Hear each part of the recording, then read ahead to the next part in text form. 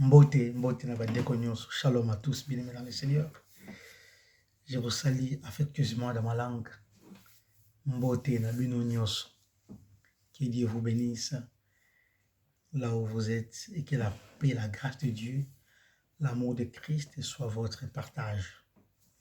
C'est votre frère Cédric. Je vais partager un simple message avec vous concernant le Dieu de nouveau départ.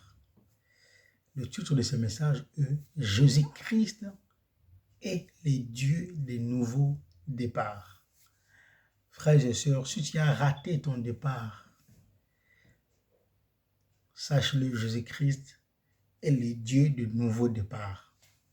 Je ne sais pas dans quel domaine où tu as raté le départ, je ne le sais pas, je ne le connais pas. Mais tout ce que j'ai à partager avec toi, avec vous, c'est que Jésus-Christ est le Dieu de nouveaux départs. Tu peux rater un départ, mais cela n'est pas la fin. Ce n'est pas la fin du monde, car le Dieu de nouveau départ, il agit encore. Oui, car il est le même hier, aujourd'hui et éternellement. Mes frères et sœurs, partageons la parole du Seigneur dans le livre de Luc. Luc 18, verset 35 à 37. Et pour la petite histoire, on nous parle de Jéricho. On nous dit qu'il y avait un mendiant. Cet homme s'appelait Bartimée. Il était là juste à la porte de l'entrée de Jéricho pour mendier, pour tout ce qui rentrait. C'était un coin, un lit, on peut dire stratégique, pour lui de faire de l'aumône pour gagner un peu plus d'argent. Et la Bible nous apprend que Jésus-Christ est passé par là ces jours-là. Et il a entendu les engouements, il a posé la question, qu'est-ce qui se passe?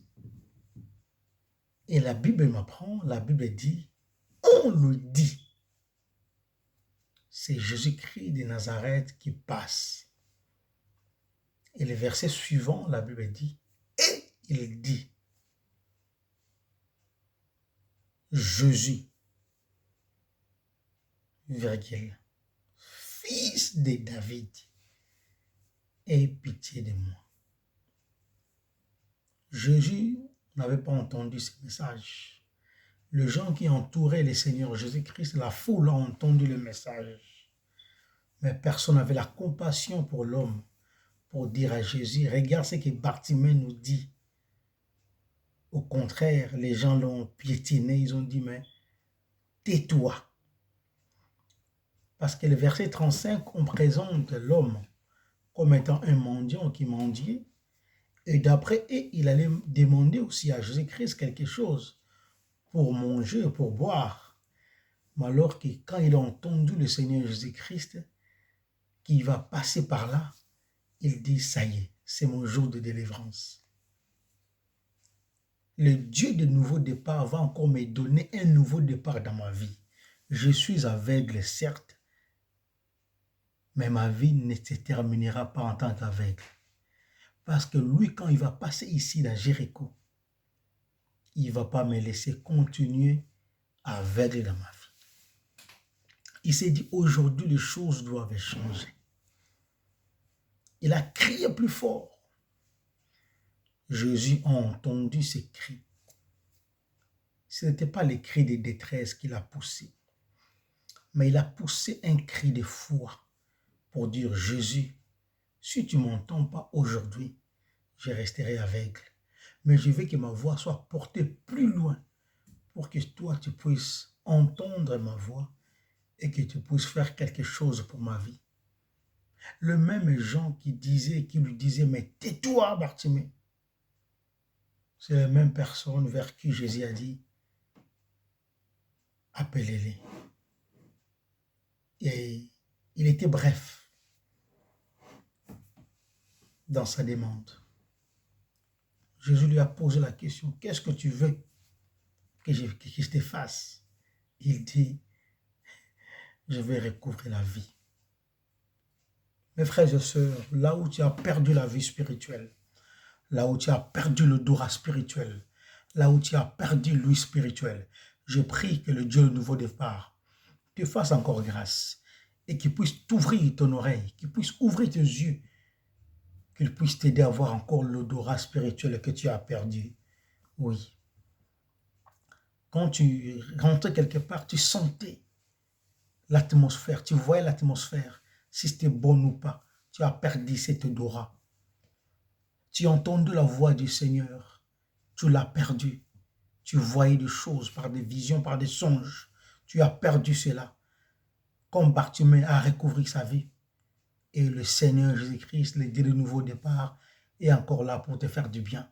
Que tu puisses recouvrir ta vie spirituelle. Et que tu puisses avoir encore cette ferveur spirituelle pour continuer à prêcher, pour continuer à édifier, pour continuer à donner des conseils, pour continuer à évangéliser pour la gloire du Seigneur Jésus-Christ. Frères et sœurs, le Dieu de nouveau départ est encore présent. Il a agi dans les temps, il agit et il agira. Parce qu'il est le même hier, aujourd'hui et éternellement. Là où ton mariage est en train de boiter, là où ton travail est en train de boiter, là où tes affaires, tes business sont en train de boiter, je veux te dire une chose, mon frère, ma soeur. Là où vous êtes, vous devez savoir une chose. Le Dieu de nouveau départ est encore là. Bartimée a entendu que le Dieu de nouveau départ était dans la ville. Il dit non, ma situation doit changer. Ma situation ne doit pas rester la même. Parce que là où il passe, il laisse des traces ineffaçables. Et dans Luc 13, la Bible nous présente, Jésus, il est rentré dans la synagogue pour prêcher la parole. Pendant qu'il enseignait, il a remarqué, il a vu une personne qui était courbée pendant 18 ans. Et la Bible est précise, il dit, l'esprit l'a rendu infirme. Mes frères et sœurs, là où l'esprit du monde, l'esprit du mal t'est rendu infirme. Et cette femme a vécu comme ça, courbée, pendant 18 années de souffrance. Je ne sais pas si elle était mariée ou pas, mais qui pouvait regarder une femme courbée? Mais le Dieu de nouveau départ a arrangé sa situation. Il lui a dit, femme, tu es délivrée.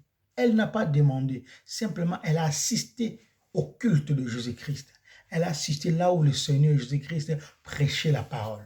Parce que là où Jésus prêchait la parole, il y avait l'atmosphère de joie, l'atmosphère des miracles était présente. Pourquoi? Parce que le Dieu des miracles est encore vivant. Oui, là où ça n'a pas marché hier, ça marchera pour toi. Là où les contrats étaient fermés pour toi hier, les contrats vont commencer à te suivre. Là où tu as eu que des rejets, et même ils vont commencer à te suivre. Ils vont commencer à t'appeler. Crois au Seigneur Jésus-Christ. Il te guidera. Oui, c'est lui le Dieu du nouveau départ. Mes frères et sœurs, Élie, il a fait descendre le feu. Mais le Dieu du nouveau départ l'a surpris où? Dans le désert. Il était nourri par les corbeaux. Quand l'eau était sèche et Dieu lui a dit d'aller voir une femme veuve. Le Dieu de nouveau départ. C'est comme ça il agit. Là où il y a l'impossibilité des hommes, là où les hommes ont dit, mais ça, ce n'est plus possible. Avec ça, je ne sais pas comment m'en sortir. Le Dieu de nouveau départ est là. Fais-lui confiance. Il dit dans sa parole, ceux qui se confient à l'Éternel sont comme la montagne de Sion. Elle ne chancelle point. Elle est affermie pour toujours. Des montagnes entourent Jérusalem. Ainsi l'Éternel entoure son peuple. Bien-aimés, nous sommes le peuple de Dieu, le peuple puissant que le Seigneur Jésus-Christ a sauvé par grâce. Oui, tu n'es pas sauvé par ton pasteur, non. Tu n'es pas sauvé par tes parents, non. Tu n'es pas sauvé par ta famille, non plus. Mais tu es sauvé par le sang de Jésus-Christ. Le sang qui a été versé à la croix, c'était pour ton bien. C'était pour toi. Ce n'était pas pour les Romains, non. Ce n'est pas les Romains qui ont tué Jésus-Christ, non. Mais la Bible dit, Ésaïe. Ésaïe a compris cela. Ésaïe l'a vu. Ésaïe a crié fort. Oui. Ésaïe l'a dit. Ésaïe l'a si bien dit. Frères et sœurs, ils ont crucifié Jésus-Christ. Qui a reconnu le bras de l'Éternel? Qui a reconnu?